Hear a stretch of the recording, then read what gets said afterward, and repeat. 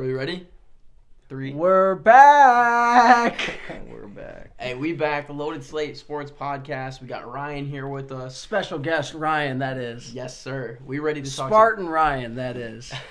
I'm a homer, bro. I'm Justin Thien, bro. We ready to talk some college football and some NBA for you boys. College ball, guys. Yes, I mean, sir. man, the season's over. I mean, there's no real off-season in this sport because, I mean, the season's all around. Transfer portal, coaching carousel, all of it. I mean, coordinators moving. We got all sorts of stuff to dive into, guys. I want to start the show here, guys. But it's getting, some of your guys' opinions on teams that are having good off seasons so far, like whether that be in the transfer portal, recruiting classes, a coordinator hire here. They're like, what's caught your guys' eyes so far? I mean, I'm sorry. I'll just want to state the obvious and get this out of the way. Colorado, yeah. I feel like that's a conversation that must be had. Prime coming in there and landing all the guys he's got so far. Cormani McClain in the portal, just committed there. What? Was that today? That was just yesterday. Or just yesterday, yeah. So that's a huge get for him. Obviously, he got Travis Hunter, who was the number one player in his class as well. So it's it's looking up. I don't know. I know the Pac-12 is it's not one of the best Power 5 conferences, but I definitely think next year they have potential to at least make a bowl game, unlike what they were under Carl Dorrell. Yeah, I mean, they got a tough schedule to open up their season, guys, Colorado. But I like what they're doing. I think they went 1-11, 2-10 last season. I mean, I have no doubt at least, Deion's going to have them competitive in the Pac-12. I mean, the Pac-12, they're not the best conference, but, I mean, if Colorado can improve, this suddenly becomes, a deeper conference with USC. They're going to be – they got the Heisman winner coming back at quarterback. Oregon, Dan Lanning, they're going to continue to build and do what they do. And, I mean – UCLA, they just got Dante Moore too. So I mean, this conference has got a lot of teams now that are going to be. It's going to be a competitive conference again, just like we saw this last season. You mentioned their gauntlet to start the season. Can you pull up the first 5 weeks of their schedule? It's really insane. tense, I know they play USC to. I think it's the Pac-12 opener. Compare it to Georgia's and TCU to next open year's the schedule. season? Georgia's next year's schedule might be one of the worst in the Power 5. Georgia's it is schedule's so a terrible. joke. I mean, it's just right. like the Michigan Wolverine schedule. All right, so we got this schedule, guys. I mean, this is when I saw this, I was like, man, how can you give this team, the worst team in the Pac-12, arguably one of the worst Power 5 teams in America last season, this difficult of a freaking schedule? Bro, why is this not doing what I want it to do? The Denver Post. We're going somewhere else. ESPN, bro. We'll cut this out. I'm just trying to see what their fucking schedule is. Let me see. All right, so they opened the season with TCU, guys. I mean, then in Nebraska. Then they play Nebraska at home, Colorado State, Oregon, and then USC.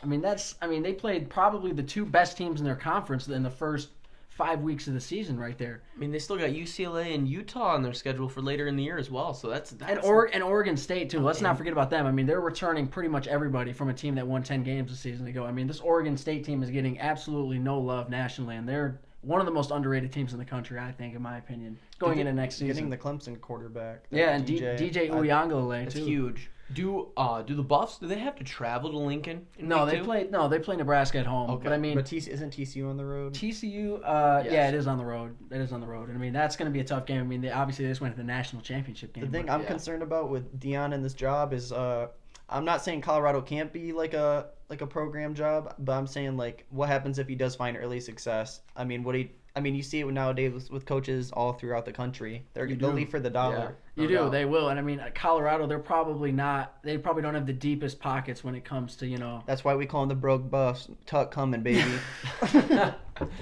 Nah, bro. He's about to see some success in college football, and I feel like he's gonna look toward the NFL. I don't know. I think or college. I think Deion. I mean, I think obviously if the Florida State job were to somehow come open, Norvell's gonna keep putting Norvell that program on. Yeah, Norvell. We'll get to them in a little bit because I got a lot to say about Florida State in a little while. But I mean, Norvell, I don't think he's going anywhere anytime soon. But I think that could be a destination job for Deion if it were to come open. Not saying it's going to come open, yeah, but I think that's something to keep an eye on. But Colorado, I don't think he's going anywhere anytime soon. I mean, he just walked in the door.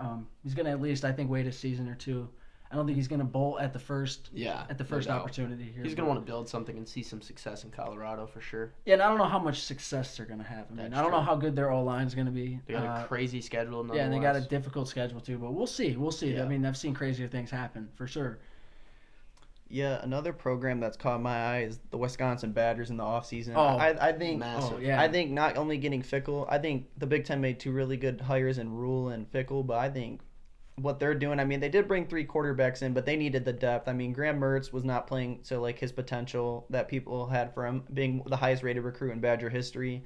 But I think that they're getting the depth, they're weeding out the bad, but they had a very down season, but we'll see if getting rid of Jim Linder was the right move. Yeah, Wisconsin, their offseason A+.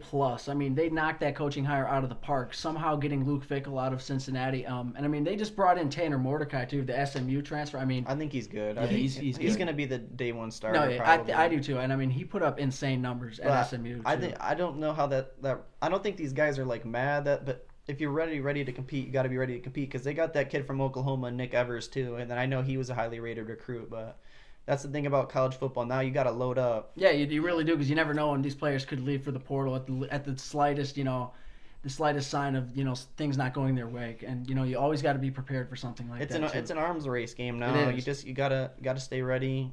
I mean, I think some of the programs down the barrel are really suffering, but it is some of the mid-major programs are. But what we were saying about Wisconsin, I really like what they've done this offseason. I mean, they still have Braylon Allen coming back too. And there was rumors of him transferring. There was little murmurs, little smoke. I mean, because I heard some of the players weren't really they really wanted Jim Leonard to stay. A lot of them were advocating for them, but I'm surprised Fickell left. I'm not really surprised he left. I was just wondering what opportunity he was waiting for. Yeah, I mean, I guess Wisconsin was the right opportunity. He saw it. He saw the writing on the wall. I guess maybe he saw that he kind of reached his potential or reached like the maximum heights at Cincinnati. And, he needs to go to a Power 5 conference in order to have the success of winning a national championship. But we'll see how that works out for Cincinnati or Wisconsin. I think it's gonna do. I think he's gonna do good things though. No doubt. I think this is a program-changing hire for sure. It is. No doubt. It is. I mean, they've always been a good program, but what they really have struggled with in the past is getting top-end talent. I don't think Fickell's going to be the best recruiter in the country, but I know what he will do. He will get the players that he needs to win, and he did it at Cincy. He'll do it here. So yeah, I really developer. like his Taking a group of 5 team to the playoff is no easy feat. So he's definitely a team builder for sure. For sure. And, we were talking about Florida State earlier. I think that was a team that I really have my eyes on going into next season for sure. I mean, they returned Jordan Travis, obviously the quarterback down there. A lot of guys on that defense. Jordan Verse, as we were talking about a little bit earlier, too. I think he was a projected first. Yeah, he was a projected first-round draft pick. And, I mean, he's returning for another season at Florida State. So, obviously, they're gearing towards next season, going all in for this ACC championship. And I don't see why they wouldn't be preseason favorites in the ACC, in my opinion. Yeah, I mean, with Clemson with an unproven quarterback, they're no easy pick for the conference. So yeah, I agree. I think that Mike Norvell's building something crazy, and I could see them taking the ACC for sure. I do too. I mean, it's been a couple years since we've seen them really be a dominant force in college football. I mean, they've had a couple down seasons as of late. But I think that could be contributed to a lot of things. I mean, like the Willie Taggart hire was a disaster from the start, but the offensive line play from there the last few years have been absolutely terrible. It's been so rebuilding it's not necessarily a rebuild, more it's like a retool. But you got to get on the lines. You got to get both defensive linemen, offensive linemen. I mean, most of the case, the teams with the dominance on both sides of those lines, they go pretty far. Yeah, I mean, you got to have dominant both lines of scrimmage in order to have any success. And I mean, their offensive lines these last couple of seasons were not to the standard that they need to be in order to be, like a competent college team. Mm-hmm. And I mean, I think Mike Norvell, he's really done a great job of reestablishing, I should say, both lines of scrimmage. I think they're really built now from the inside out. I mean, they work on legs. I really think they're built at the line of scrimmage here. I mean, they were a great rushing team last season. I think they're going to be an even better rushing team next season. But I like what they're doing in Tallahassee. Yeah, I think a huge thing is them returning their quarterback is just absolutely paramount for that program. It is up, because this is a guy that had success there. I mean, they beat both their rivals this season. They had a very good season. So in order to get him back and be able to run that back is massive. So yeah, I'm a fan of Florida State. I feel like they will transcend expectations. Yeah, I mean, and they picked up Ventrell Cypress in the transfer portal too, like the number 1 rated corner in the portal right now. That's a huge addition for them. He's an All-American type corner, and that's a huge addition for them. I think they needed a little bit of help too in the secondary too. That's big time. I like what they're doing. For sure. And Florida, though, I want to know how they got a lot of interesting teams next year because Miami of Florida's got a lot of talent. Florida's got a lot of talent coming in, and so does Florida State. So I'm interested to see what Florida school takes it the farthest. Yeah, that's a good segue because I wanted to ask you guys next. Like what are some teams you guys think could going into next season could have like this TCU type turnaround, going from 5-7 to like 11 wins. Like completely doubling their win total from the year before. Like teams that. No one's that aren't really on anyone's radar, kind of going into this offseason. Like just for like a playoff run, no, or like just a step in the right direction. No, like a true turnaround, like going from like 5 wins to doubling their win total, like winning 4 games, like. I mean, we can talk about the teams that we just talked about, though. I mean, like the Colorados and the Wisconsins, bringing in new coaches. Wisconsin, are easy picks. I agree, and I mean, I think. Miami too could be an easy pick too because they won 3 games this season. Think Nebraska with the right coaching. Yeah. I mean they were like even under Scott Frost they were losing these games by less than 1 possession. Exactly. So I'm saying like they have talent there. Getting Eric Gilbert is a big addition. I think just things are going in the right direction there. I do too. And I mean Matt Rule, we saw what he did at Baylor. I mean he took that program from 1-11 to the Big 12 championship game in 3 years. I mean this guy completely rejuvenated that program after the mess that they had to deal with. Before him. The Art Briles. Exactly, all that stuff. Yeah. And, I always thought it was interesting that Nebraska fired, what was his, Pelini? Yeah, Bo Pelini. And he got win 9 games most of the years, and they still fired him. But yeah, it's definitely something to consider. I mean, it's not, the grass isn't always greener somewhere else is a way to put it, I guess. But they got a lot of passionate fans over there, though. I mean, there's nothing more to do in Nebraska than football, so. You're not lying. Yeah, but I mean, for corn. Nebraska fans, I think there's a lot to look forward to, though. I mean, they just got their quarterback of the future, Jeff Sims from Georgia Tech, too. I mean, Matt Rule's bringing in guys here. I mean, like you were saying. I forgot about Jeff Sims. Yeah. He was a really highly rated recruit. I think he was a 4-star coming out of high school. Yeah, and I mean, he starred at Georgia Tech, too. I mean, he was a starter for the last Jameer Gibbs. 2 seasons, really, and. Jameer Gibbs is off. I mean, that's just huge. I mean, Nebraska, they just really needed a quarterback to kind of build with, and Matt Rule found his guy. I thought their defense, like in the last years of Scott Frost, was definitely not bad. I just think after Adrian Martinez's really good freshman year, I feel like just when the team needed him, he was just not capitalizing. It would always just be 1 turnover, just 1 mistake. That was kind of the story of Scott Frost's tenure. I mean, we talked about the 1 loss, close games. Or the 1 score loss close games. Mm-hmm. That's just kind of been his pedigree ever since he was there. So I mean I agree. Adrian Martinez was kind of. He had his moments. He kind of mid. Like when he played MSU in the year before this last year, he tore up MSU on the ground. I mean it was always just more like his accuracy and touch on the ball. I mean he was always a good runner even high school through college. Yeah. He's always been a dual threat quarterback. And he did look pretty decent at Kansas State this year. He was injured for a while this season, but I mean still when he was healthy he was shining for sure in that K-State offense. Mm-hmm. I'm just interested to see how some of these hires turn out in college football. Obviously you got the really good ones at the top, but there's some very interesting ones that I would like to get into is Purdue, Arizona State with Kelly Dinningham or whatever his name was. Mm-hmm. It's just those programs they're decent programs, but to take the next step they gotta get on NIL. They need to. I think Arizona State does have potential there, though. Being in the Pac-12, I do think, I know Dillingham is a very good recruiter from what I know, and he's a great offensive mind. That's the reason why Dante Moore was going to go to Oregon before he got poached by UCLA was Dillingham, and even when he was at Florida State, he was ranking in some really good kids. Yeah, for sure. I really like Arizona State's potential too, especially being in the Pac-12. I mean.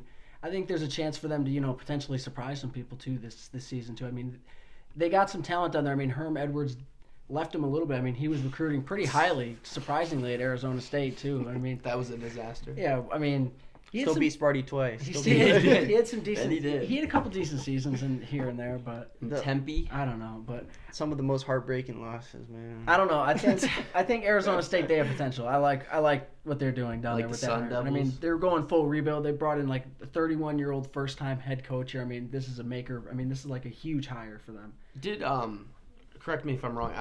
Oklahoma State they got a quarterback transfer, didn't they? I know that Spencer Oklahoma Sanders State. I mean, out. They're just a huge mystery program in my opinion. Because I mean, we saw them; they were 7-1.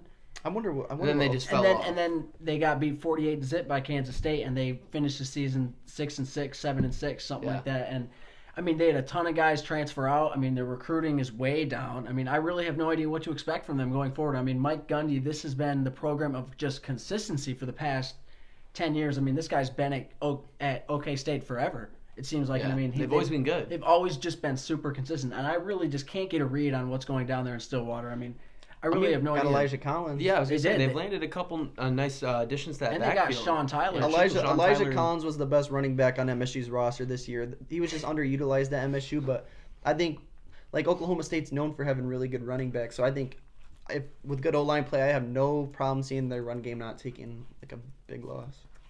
I'm sorry, Sean Tyler actually transferred to Minnesota. Really? Yeah. What? A little bit of a flip because he decommitted. Like I've been saying, Oklahoma State's been a complete mess. I mean, they've just been losing guys. I didn't know that. I thought he was still. They've had a ton of guys transfer out. I mean, I think Sean Tyler actually decommitted. I mean, they've just been a disaster. I mean, it's crazy. I don't really know what's going on. There's got to be some sort of turmoil in the locker room, on the coaching staff or something. But it's not looking good. Still good to see him in the Big Ten. Yeah, I mean, that's gonna be fun. Yeah, it is. They're on Michigan's schedule next year too. I guess. Yeah. I'm very interested to see what Oklahoma does in this next year, having like I think a 6-7 win season this year under Brent Venables. I was very high on Brent Venable hire. Yeah, I think through the portal they've done a lot of good things. I think. Yeah, and I mean Dylan Gabriel, the starting quarterback down there, was injured for the majority of the season. I mean they looked really good when Dylan Gabriel played, and I mean Brent Venables, he's a great coach. We've seen him at Clemson. We've seen what he's done with those defenses down there. Crazy. And I mean, he's just a great coach, and I think they're gonna take another step in the right direction. I mean, they got a lot of guys coming back. Getting Andrew Anthony from Michigan was a good pickup. It was a great pickup, and I mean, they lost a lot of wide receivers. Marvin Mims being one of them. So I mean, Andrell's looking to play a lot there and get a lot of touches. I think he could be wide receiver 1 potentially, depending on who else they get. I think they got a good quarterback named Jackson Arnold coming in. Yeah, I think he's one of those. So I think having him in the mix is good. Having him, I don't know how many more years of eligibility Dylan Gabriel has, but I think Gabriel is just the perfect bridge quarterback into what the future holds. Yeah, I mean definitely. Yeah, for sure. I like what they're doing down there. I mean, I think we're going to see a team really emerge out of the Big 12, whether that be Texas, Oklahoma. One of those teams is going to break through, in my opinion, and it's a matter of which one, in my opinion. And I really like what Texas is doing too, for sure. I mean, they get Ewers back, they get Xavier Worthy. I mean, Arch is coming in. I always like Texas's talent, but I'm just saying, like Sarkisian, I have questions on him a little bit. I think he's a good coach, but is he a playoff coach? I think that's what he needs to prove to the Texas fan base, because they're one of the hungriest fan bases in the country to win. Not even like a playoff. Is he a playoff coach? Can he get to the conference championship game? Can he get to the Big 12 title? Can he win 10 games at least? I mean, Quinn Ewers with the year under his belt, I think he's going to do good things next year. I think he has a lot of talent. I think Texas has drawn in a lot of talent. I know their NIL programs are very good. They are. Because I know they pay, especially for offensive linemen. I heard they paid like $250K a year. Yeah, I mean, I wouldn't doubt it. I think they're top 5 in recruiting right now. I mean, if you're top 5 in recruiting, you're doing something right. And I've no doubt that they've got a great NIL program. And I think these kids are getting very well compensated. Mm-hmm. Oh, no doubt. Am I the only one who thinks Quinn was ass after that Alabama game last year? No, I mean he had like an injury earlier in the year. I mean he's a first year starter. I mean he's like 18 years old. I mean true. we got to remember he reclassified too. And so this was what happened at Ohio State for the most part. I mean he collected his check cleared and he said I'm getting out of here. That's what happened. But I don't know if that's really what happened, because I don't know if they're just going to give the job to McCord after Stroud, or if they're going to give it to Devin Brown. It's going to have to be McCord's job unless they get a guy in the transfer portal or something like that. Or Ohio State's been talking about this kid named Devin Brown. I think he's a really highly rated recruit, but it's interesting what Ohio State's going to do next year with replacing Stroud. I mean, I think Ryan Day, this is a huge season for him. I mean, obviously coming off the 2 straight losses to end the season last year, that's obviously not what Buckeye fans had in mind. And I know there's been a lot of unhappy Buckeye fans with Ryan Day's performance these last couple of seasons. And I just want to know what you guys have to think about it, because, I mean, I know Buckeye fans are very critical of their coach right now. I think the grass isn't always greener, Ohio State. I think what you have right now, you almost won that game. I know Ohio State fans don't love to hear that, but I think it's just a testament to how dominant Georgia has been and the dynasty that they're building with Kirby Smart. I do think they have the talent there to make it next year. I know they're bringing back Jim Knowles, and I know people are questioning Jim Knowles, but I think what you're really seeing at Ohio State is there's people were claiming DBU, but these last few years, their DBs on an island haven't been doing good. Oh, and I mean, and their defensive ends haven't been, producing that rush. Do you think? They don't have the Bosas, they don't have the Chase Young. I mean, they don't really. I mean, they got the JT Tuimoloau, but I mean, he hasn't been the star. He hasn't had the Chase Young season. The Nick seen him Bosa shine season. in some games. Yeah, he's like not one game, but we haven't yeah. really seen him put it together for consistent stretches, I guess. Yeah, I agree. I don't think it's necessarily all the play calling because I think they're some of the best in the nation at using their receivers. I mean, their receiver recruiting is the best in the country. Probably. I mean, yeah, Brian Hartline's one of the best wide receiver Hartline just got coaches. to offensive coordinator, so OC. I think moving up Hartline is going to be good, and I think eventually down the road he'll be a hot coaching candidate for a head coaching gig in the Power 5. Sure. If Ryan Day is actually gone, then I mean they could maybe look at Brian Hartline or Mike Vrabel kind of guy to come in and take over the program. But we'll see. That's definitely not coming anytime soon. But I mean it's something to keep an eye on. I mean, I think if you're a Ohio State fan, you gotta take a chill pill. Yeah, honestly. I mean Brian Day's Take a step back. Brian Day's overall record is like 45 and like 6 or something like that. He's got one of the best records in college football. I mean, he is. But the big game criticisms have been warranted a little bit. The past couple seasons. I think what they really lack is like under JT Barrett and stuff, they would really incorporate quarterback runs. I feel like they've been doing less of that and just going more to like the finesse across the middle. Yeah, I mean, CJ Stroud really hasn't been a dual threat. Like he really hasn't wanted to stick his face in the fans. I know Stroud can run. I know he can run. He can, but he showed it off against Georgia a little bit. He just hasn't really. He didn't choose to keep it at all. I mean, I don't really know if the play calls were not designed for a quarterback option, but I mean, he has not shown the ability to be mobile at all, except for that one Georgia game. Mm-hmm. They've been hit with the injury bug the and past I mean, couple the seasons running game too. I mean, Travion and Mayan Yeah. were out for the majority of the year too, and I know the great Ohio State teams. They've had elite tailbacks. I mean, they've had great rushing performances. Exactly, J.K. Dobbins, Mike Weber, all these guys. I mean, Carlos Hyde back in the Carlos day. Hyde too. Yeah. Honestly, they've just been super injured, in my opinion, the past couple of days. And it's their stars when they need it the most. Come Michigan. And I know last game And of I the mean, year. Jackson Smith and Jigba didn't play the whole season. Let's not JSN forget, he too. played in one quarter against Notre Dame, and he was done the whole season. Yeah. And I mean, Ohio State, they had envisions of him playing the whole season. I mean, with him playing, who knows what they could have been. And Even him and Trevion. After that Rose Bowl performance, he was destined for great things this season. I thought they had both. They could have probably beat Georgia. I mean, they could have been the best team in the country possibly too. But I mean, we thought the same thing about Alabama too. We thought they were going to be the best team in the country too. We thought it was going to be the Ohio State-Alabama national championship game, the best national championship game ever. But I mean, it wasn't that at all. And I don't know.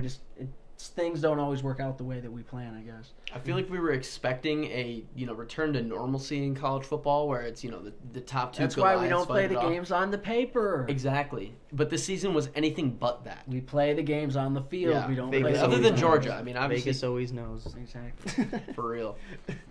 Yeah. Any other?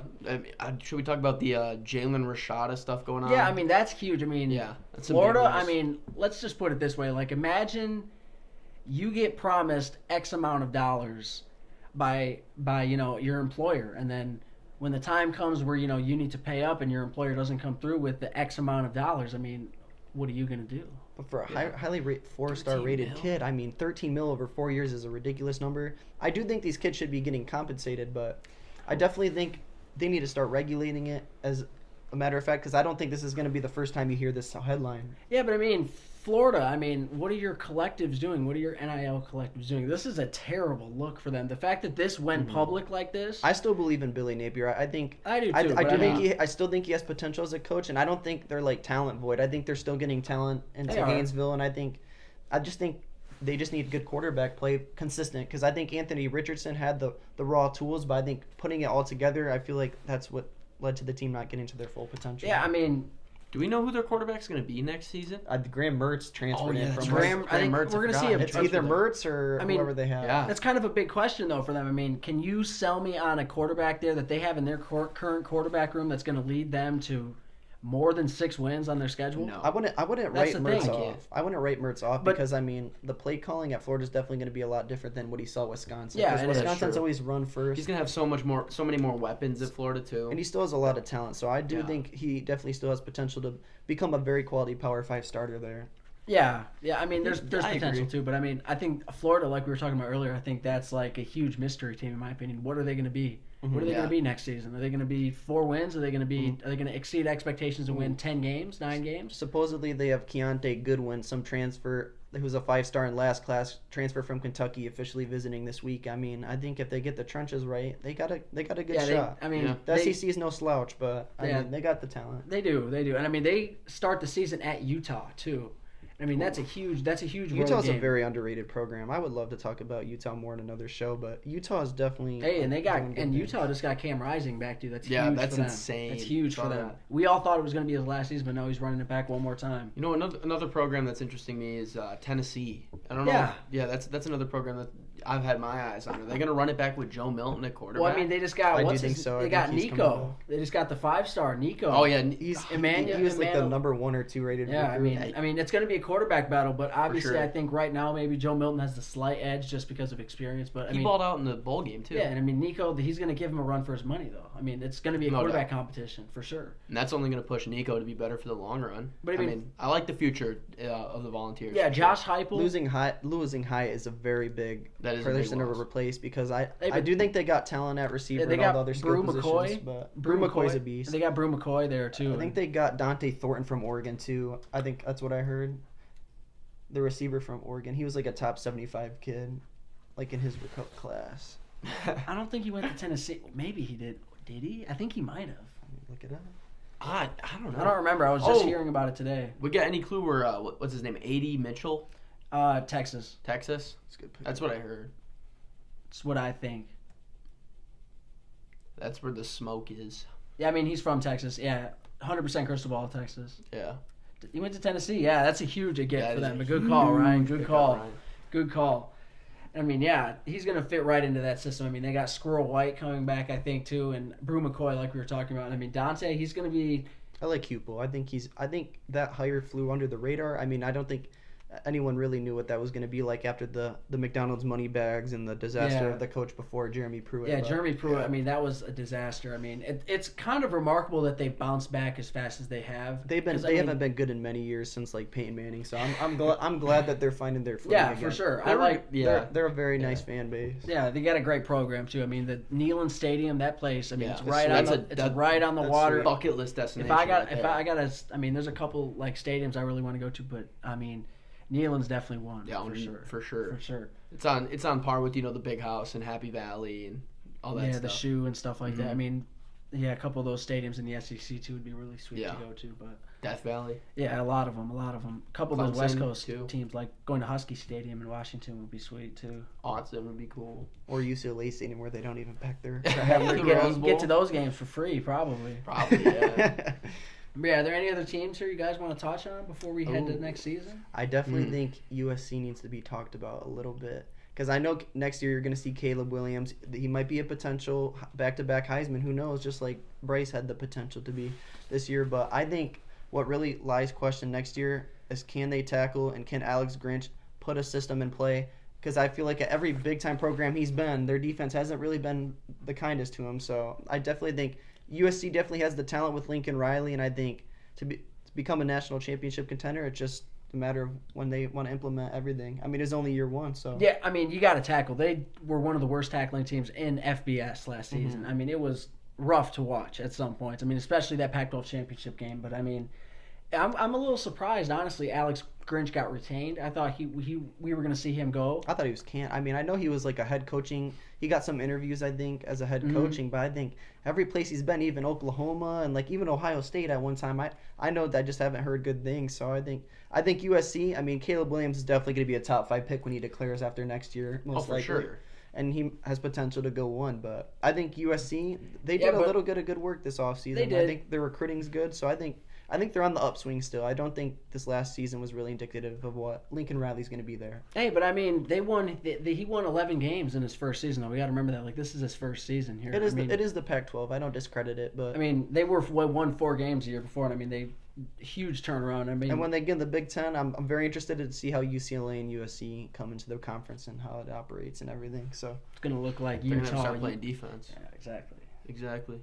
But, I mean, USC's reloaded in the portal with wide receiver talent. I mean, they're going to be just fine. I mean, they might not even need to be able to play defense because they might just be able to outscore their opponent every game. Yeah. But who knows? That's fair. Who knows?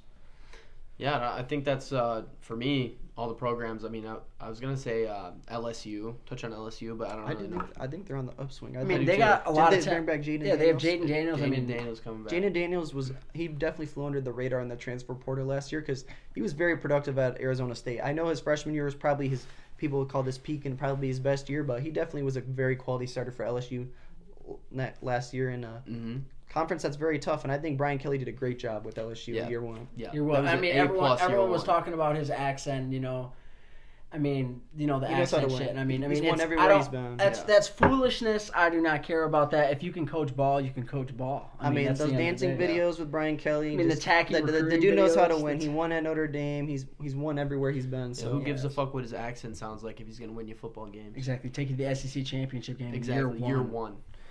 Yeah, and I mean, another team I wanted to touch on since we had you here, Spartan Ryan. I wanted to talk about MSU. What are your opinions on next season? Do you think it's a big season for Mel Tucker and his staff? Because I mean, you were telling me earlier in the season, you were saying Tucker had to make coaching changes, and he chose not to make any coaching changes. What are your thoughts? I think the MSU administration needs to wake up. I think they played slouch for so many years. I seen it under D'Antonio with his country club buddies. I ain't seeing it here now. Fire your special teams coordinator. Fire all of them suckers because they suck. I mean, 5-7 after that pathetic year. If you think they had the talent to not win like at least 8-9 wins this year, it's pathetic. The Indiana game was pathetic. If I was a ticket holder, I would throw that in the trash can because that was a big FU. Because, I mean, Kenneth Walker was a special running back, and I think MSU, I do think they're recruiting really good. And, yes, I do think they're going to find success, but it's all on Tucker. Last season was all on Tucker. This season's all on Tucker. It's make or break. If this season, this is the momentum year. If you need a good season to keep this recruiting momentum. And if you don't, it's definitely going to be interesting to see in East Lansing. I don't want to see another coaching hire. We need stability in East Lansing. Do you think that there's going to be any change at the quarterback position? Do you think we're going to see a quarterback battle at all? Right now, I'll say I do think Peyton Thorne was hurt last year, and I do think Thorne still has good quality starter traits. Yeah, we've seen it. We've seen it. I think he's going under the radar. I know he does deserve a lot of flack for this last season, but a lot of things came into MSU season like injuries. I mean, I know college football fans don't want to hear that, and they always call it excuses, but it definitely matters. And I think because playing your second or third string guys, I mean, that's not what you envision for your yeah. And I mean, Michigan State, they don't have a ton of depth. I think with their schedule, they do have Washington coming to East Lansing. I know they want a revenge game next year, but I think 8 wins would be a very solid season next year because I know there's a lot of doubters right now, and I don't think Mel Tucker is going to get canned after next season, but I'm saying next season might be his most important season in building this foundation at Michigan State. It's a prove-it season for sure. It definitely worth that contract. It is. I mean, it's a huge season for him, and I mean, I think it's year 3, pretty much year 3.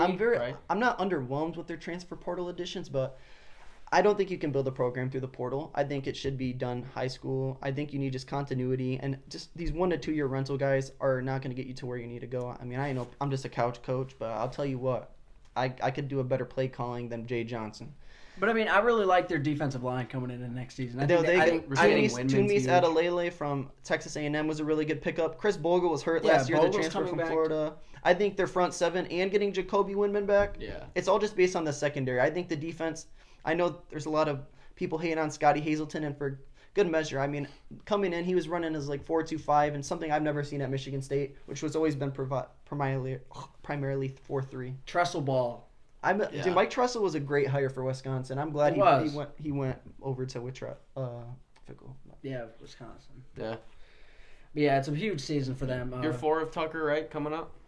I mean, that COVID year was yeah. So this is like year 3. This is like year 3. We don't count that. So bullshit. I definitely think Tucker was dealt a bad hand, and I don't think this is entirely on his fault because he didn't inherit this job on February 12th or 13th. Exactly, he had nothing to do with that signing class. Signing day was that was all D'Antonio's guys. And those recruiting classes in the 1920 are the reason why we're here. Recruiting matters, and I mean, I do think the talent coming into the program is great, and I think having 3 4-star defensive linemen coming in, it's all through the trenches. They definitely have potential to be an 8-9 win team next year. No, they definitely do. I really like their defensive line going into next season. I think it's going to be their strength. I think they're going to be good at stopping the run. I think they got some experience returning at linebacker too. I think Tucker.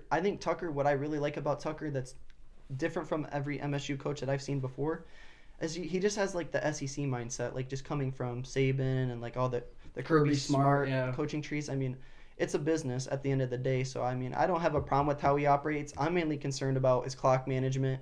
I mean, just some of the things he does that sometimes, I mean, it definitely deserves to be into question. And I think I'm still high on him. It's just a bunch of unknown right now. It is. I think them losing their best receiver and their best running back is going to be tough.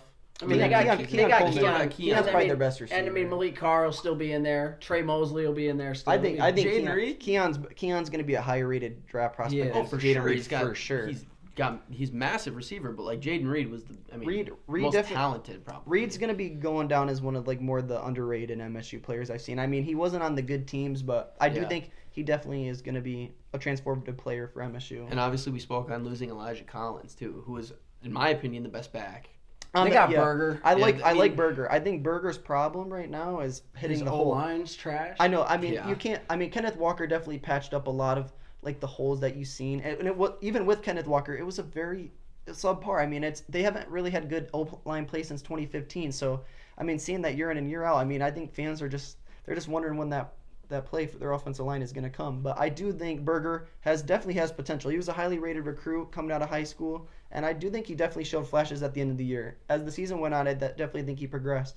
But I think Broussard, I don't think they really found a good role for Broussard. And Jordan Simmons, I mean, he's buried on the depth chart, but I think Elijah, just him having like just a couple carries here and there, it was very interesting. I want to know like their overall like roster management, because I think sometimes some of the best players weren't even on the field, and because I definitely thought some of their young players showed more promise than the guys that they had in, no matter the experience, because that's all they got to look forward to next year.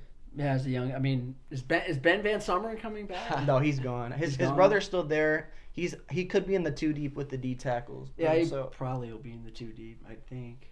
So I mean, I think Ben Van Sumeren, he was decent, like versus the run, but in coverage, he just not what you needed. So, and it's all just the secondary, man. I mean, their best corner right now is Chuck Brantley, and he's very undersized. That's the problem. He's like 5'8", 5'9", whatever his height is, 5'10". It's just you just definitely need a cornerback one. And if you have a freshman that can play right away, I just want talent, man. I just want to see someone that can play man-to-man and doesn't blow his coverage. Like Will Johnson type guy. Yeah. Because, I mean, Sparty hasn't had good best DB since probably... I mean, Justin Lane did get drafted. Trey Waynes, Darquez. Yeah, Darquez, Denard. So, I mean, those secondaries are so cold. But yeah. Anything else to add on Michigan State? Tuck is not coming just yet. We got everything covered for the college football episode, boys. Go green. Hey. Turn down the blue wall.